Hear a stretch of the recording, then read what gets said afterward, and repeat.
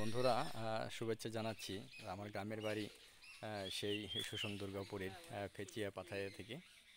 মূলত এটা সাধুপাড়া নামেই মানুষ চিনে, কিন্তু ফেচিয়া মৌজার মধ্যে অবস্থিত।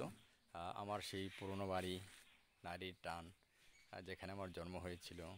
গতকালকে এসেছিলাম, আজকে আবার আসলাম এবং এসে মনে হলো যে আমার যে বাড়িটি আপনাদেরকে দেখায়, এটি এখন আর বাড়ি নয়, এখন একটা বাগানে পরিণত হয়েছে। যেহেতু আমি এখানে থাকি না, শহরে থাকি চাকরির সুবাদে, আর এখানে আসাই হয় না। প্রায় 1 বছর পর আমি এখানে আসলাম। এসে দেখলাম যে আমার এই ভাঙা টিনের বাড়িটি একদম জরাজীর্ণ হয়ে রয়েছে, সেই বৃদ্ধ মানুষের মতোই। তাই আজকে আমি একটু পরিষ্কার করতে আসলাম।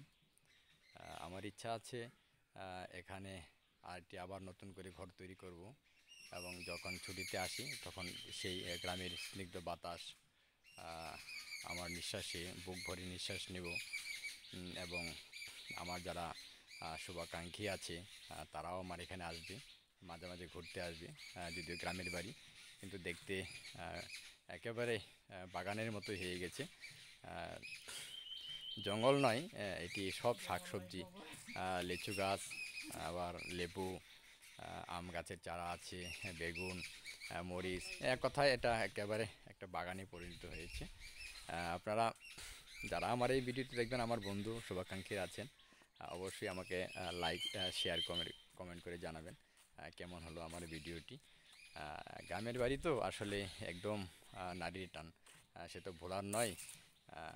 অনেক কষ্ট করেও যখন মানুষ গ্রামের বাড়িতে আসে বিভিন্ন অনুষ্ঠানে, তখন অবশ্যই ভালো লাগে। যদিও আমি অনুষ্ঠানের সময় আসতে পারি না, আমার যে চাকরি, যে দায়িত্ব, সেটা আমি আসলে ঈদ, পূজায় হয়তো বা আসতে পারি অনেক সময়। যারা আমার কর্তৃপক্ষ আছে আমাকে খুব ভালোবাসে, আমার স্টাফরা, সেই জন্য আমি আসতে পারি। ঈদের সময় আসতে না পারলে এখন এসেছি। তাই এসে আমি আমার সেই গ্রামের বাড়িতে এসে কিছুক্ষণ অবস্থান করেছি। আমার এখানে আম গাছ আছে প্রচুর, কাঁচা আম গাছ। আসলে শহরের বাড়ি 1200 স্কোয়ার ফিটের মধ্যে থাকা আর গ্রামের বাড়িতে থাকা, আমার বাড়িটি, আমার যেখানে জন্মস্থান, আমরা একক পরিবার ছিলাম, অনেক বড় পরিবার ছিল। আমরা একসাথে অনেক লোক ভাত খেতাম একসাথে। আমাদের গরুর পাল, মহিষের পাল ছিল, দুধ, ঘি, মাখন, দধি আমাদের ছিল সেই প্রসিদ্ধ খাবার।